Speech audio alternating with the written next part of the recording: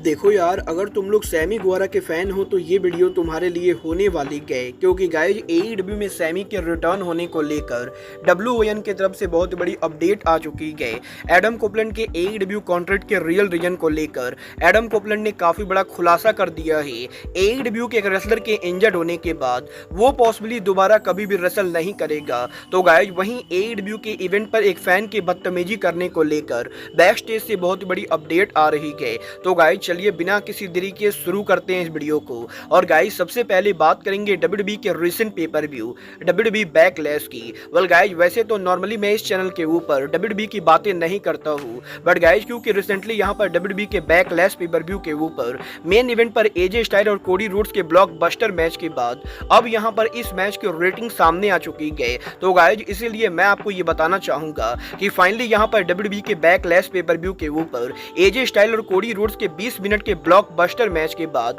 Wrestling observer Dave Melzer के द्वारा इस मैच को 5 स्टार रेटिंग मिली गई। और गाइज यहाँ पर काफी लंबे टाइम के बाद डब्ल्यूडब्ल्यूई के अंदर किसी मैच को रेसलिंग ऑब्जर्वर ने 5 स्टार रेटिंग दी गई। और गाइज डेफिनेटली मेरा ये कहना बिल्कुल भी गलत नहीं होगा कि एजे स्टाइल और कोडी रोड्स का मैच 5 स्टार रेटिंग डिजर्व करता है। और गाइज देखना ये दिलचस्प होने वाला है कि रेसलिंग ऑब्जर्वर के एजे और कोडी के मैच की 5 स्टार रेटिंग देने के बाद कोडी रोड्स के अगले वर्ल्ड चैंपियनशिप मैच को कितनी रेटिंग मिलती है। वेल आपको क्या लगता है, एजे स्टाइल और कोडी रोड्स का मैच 5 स्टार रेटिंग डिजर्व करता है या नहीं? आप लोग मुझे कमेंट करके बताइए। बट गाइज चलिए फिलहाल आगे बढ़ते और बात करते हैं एईडब्ल्यू के इस हफ्ते डायनामाइट के व्यूअरशिप की। वेल बात करें एईडब्ल्यू के डायनामाइट के व्यूअरशिप की तो गाइज जैसा कि आपको याद होगा लास्ट वीक जब एईडब्ल्यू ने उनका डायनामाइट किया तो लास्ट वीक एईडब्ल्यू के डायनामाइट शो को करीबन 7,03,000 व्यूअरशिप मिली थी। बट यहीं इस हफ्ते जब एईडब्ल्यू ने उनका डायनामाइट किया तो एईडब्ल्यू के इस हफ्ते डायनामाइट के व्यूअरशिप लास्ट वीक के मुकाबले बढ़ चुकी है। और जहां लास्ट वीक डायनामाइट को 7,03,000 लोगों ने देखा,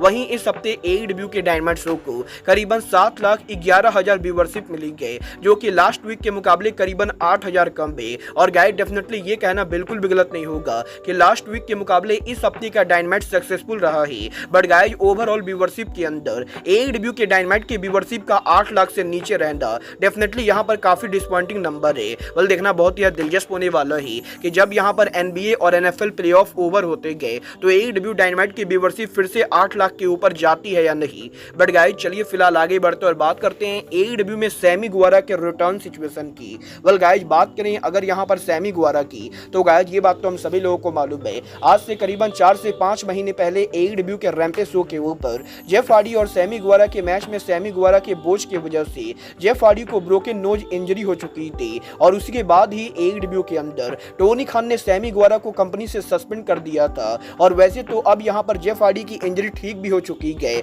बट गाइज अभी तक एईडब्ल्यू के अंदर सैमी गुवारा ने उनका रिटर्न नहीं किया है। और अब यहाँ पर फाइनली डब्ल्यूओएन ने कंफर्म कर दिया है कि सैमी गुवारा के करीबन 5 महीनों तक सस्पेंड रहने के बाद सैमी गुवारा की सस्पेंशन अब यहाँ पर ओवर हो चुकी है। बट गाइज फिलहाल यहाँ पर एईडब्ल्यू के अंदर सैमी गुवारा के सस्पेंशन के ओवर होने के बाद भी गुवारा को टीवी पर लाने का किसी तरह का कोई भी प्लान नहीं गए। और गाइज यहाँ पर एईडब्ल्यू के अंदर डेफिनेटली बैक स्टेज के ऊपर सैमी गुवारा मैनेजमेंट से स्टोरी लाइन को पिच कर रहे गए, बट फिलहाल यहाँ पर एईडब्ल्यू के अंदर गुवारा को किसी भी स्टोरी लाइन में डालने का कोई भी प्लान नहीं गए। बल देखना बहुत ही दिलचस्प होने वाला है कि टोनी खान सैमी गुवारा को टीवी पर वापस कब लाते गए। बट गाइज जहां तक बात रही रेसलर्स के वापस आने की तो गाइज यहां पर सैमी गुवारा तो सस्पेंशन की वजह से एईडब्ल्यू के शो पर रेसल नहीं कर रहे गए। बट गाइज अब यहां पर एईडब्ल्यू के अंदर चक टेलर के फ्यूचर को लेकर एक बहुत ही बैड न्यूज सामने आ रही है। वेल गाइज ये बात तो हम सभी लोगों को मालूम है, 2 हफ्तों पहले जब एईडब्ल्यू के पार्किंग लॉट मैच के अंदर ट्रेंट बरेटा और चक टेलर का मैच हुआ था तो उस मैच के अंदर हमें यहाँ पर काफी सारे ब्रूटल स्पॉट देखने को मिले थे।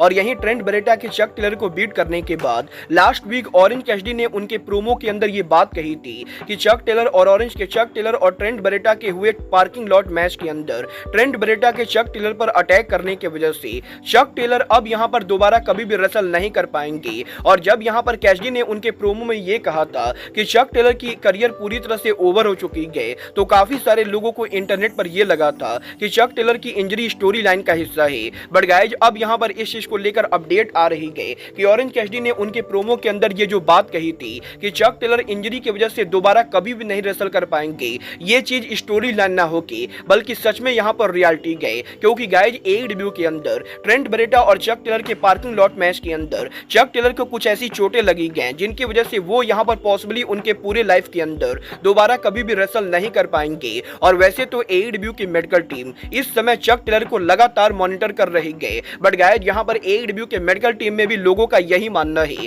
कि शायद यहाँ पर कभी भी रेसलिंग इंडस्ट्री के अंदर चक टेलर अब दोबारा रेसल नहीं कर पाएंगे और पॉसिबली चक टेलर को मैच के अंदर जो इंजरी हुई गए वो यहाँ पर करियर एंडिंग इंजरी गए। वेल गाइज मैं तो पर्सनली ये होप करता हूँ कि चक टेलर की ये इंजरी करियर एंडिंग इंजरी ना हो, क्योंकि गाइज यहाँ पर इस एज के ऊपर चक टेलर का रेसलिंग बिजनेस से रिटायर होना मेरे हिसाब से कहीं से भी जस्टिफाइड नहीं गए। और मैं पर्सनली ये होप करता हूँ कि चक टेलर जल्द से जल्द एडब्ल्यू पर रिटर्न करे। गाइज चलिए फिलहाल आगे बढ़ते हैं और बात करते हैं एडब्ल्यू सुपरस्टार स्काई ब्लू की। वेल गाइज बात करें अगर यहाँ पर स्काई ब्लू की तो गाइज ये बात तो हम सभी लोगों को मालूम है, स्काई ब्लू आर्गुबली एडब्ल्यू के अंदर वुमेन डिवीजन की one of the most improve wrestler है और कुछ ही सालों के अंदर स्काई ब्लू के काफी ज्यादा पॉपुलर होने के बाद अब इस हफ्ते एडब्ल्यू के लेटेस्ट इवेंट के ऊपर कनाडा में स्काई ब्लू के साथ एक बहुत ही बड़ी कंट्रोवर्सी हो चुकी है। वेल गाइज इस हफ्ते एडब्ल्यू डायनामाइट के लाइव जाने के बाद जब यहाँ पर एडब्ल्यू कंपनी आरवेज का टीवी टैपिंग कर रही थी तो आरवेज की इस टीवी टैपिंग के ऊपर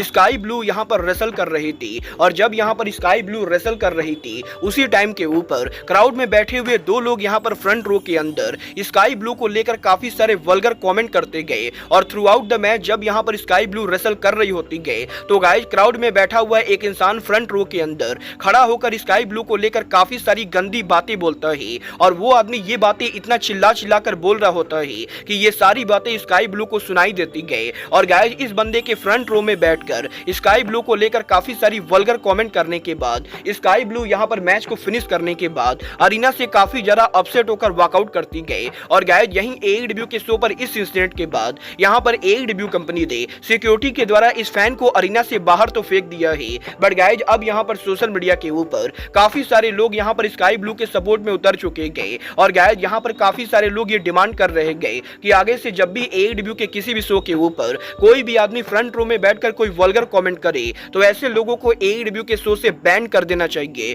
वेल गाइज मैं डेफिनेटली इस बात से पूरी तरह से एग्री करता हूँ और मुझे भी लगता है कि अगर यहाँ पर कोई फ्रंट रो में बैठकर रेसलर्स के साथ बदसलूकी करता है तो उसे यहाँ पर डेफिनेटली रेसलिंग इवेंट से बैन करना चाहिए। बट गाइज चलिए फिलहाल आगे बढ़ते और बात करते हैं एडम कोपलैंड के एडब्ल्यू कॉन्ट्रैक्ट की। बात करें अगर यहाँ पर एडम कोपलैंड की तो गाइज इस हफ्ते कनाडा में एडम कोपलैंड के लेटेस्ट इंटरव्यू के अंदर कोपलैंड ने एडब्ल्यू में उनके कॉन्ट्रैक्ट को लेकर बात की, जहां पर एडम कोपलैंड ने इस चीज को लेकर बड़ा खुलासा किया कि ओरिजिनली 2020 में एडम कोपलैंड के डब्ल्यूडब्ल्यूई के इन रिंग रिटर्न से पहले वो यहाँ पर इवेंट 2019 के ऊपर ही एडब्ल्यू कंपनी को ज्वाइन करना चाहते थे और जब 2019 में एडब्ल्यू कंपनी खुली थी उसी टाइम के ऊपर वो एडब्ल्यू का हिस्सा बनना चाहते थे। बट गाइज क्योंकि उस समय मेडिकल टीम के द्वारा एडम कोपलैंड को मेडिकली क्लियर नहीं किया गया था तो गाइज इसलिए एडम कोपलैंड के मेडिकली क्लियर ना होने की वजह से वो चाह कर भी एडब्ल्यू कंपनी को ज्वाइन नहीं कर पाते गए। गाइज यहीं इसके बाद 2019 के एंडिंग के ऊपर डब्ल्यूडब्ल्यूई के मेडिकल टीम के द्वारा एडम कोपलैंड का काफी सारा चेकअप किया जाता है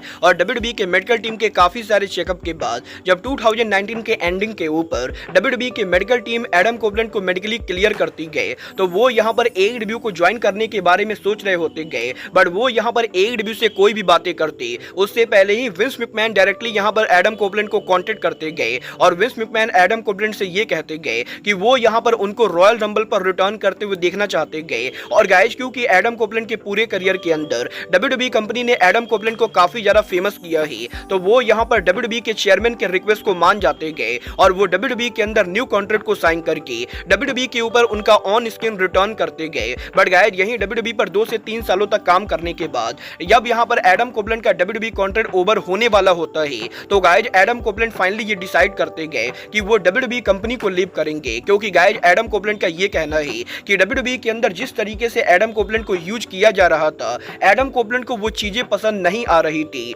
और गाइज यहाँ पर एडम कोपलैंड का ये कहना है कि सालों तक रेसलिंग से बाहर रहने के बाद जब 2020 में वो डब्ल्यूडब्ल्यूई के ऊपर वापस आए थे तो वो यहाँ पर रेगुलर बेसिस पर शो पर काम करना चाहते थे, क्योंकि उनको भी ये बात बढ़िया से मालूम है कि उनकी एज अब यहाँ पर काफी ज्यादा हो चुकी है और वो लंबे टाइम तक रेसलिंग नहीं करेंगे। बट गाइज इसके बावजूद भी डब्ल्यूडब्ल्यूई के अंदर डब्ल्यूडब्ल्यूई ने एडम कोपलैंड को फुल टाइम कॉन्ट्रैक्ट ना देके बल्कि पार्ट टाइमर रेसलर के तौर पर यूज किया और WWE कंपनी जिस शेड्यूल के अंदर एडम कोपलैंड को काम करवा रही थी वो शेड्यूल यहां पर एडम कोपलैंड को पसंद नहीं था। और क्योंकि एडम कोपलैंड ऑलरेडी WWE के अंदर लगभग यहां पर कंपनी के 95% रोस्टर को फेस कर चुके थे, तो गाइज इसीलिए जब लास्ट ईयर एडम कोपलैंड का कॉन्ट्रैक्ट ओवर हुआ तो उन्होंने ये फैसला कर लिया कि वो WWE को लीव करके AEW कंपनी को ज्वाइन करेंगे। और गाइज एडम कोपलैंड ने इस चीज को लेकर खुलासा किया है कि जैसे ही एडम कोपलैंड का 23 सितंबर को कॉन्ट्रैक्ट ओवर हुआ, अगले ही दिन 24 सितंबर के ऊपर एडम कोपलैंड ने यहां पर टोनी खान को कॉन्टैक्ट किया। और गाइज WWE के कॉन्ट्रैक्ट के ओवर होते ही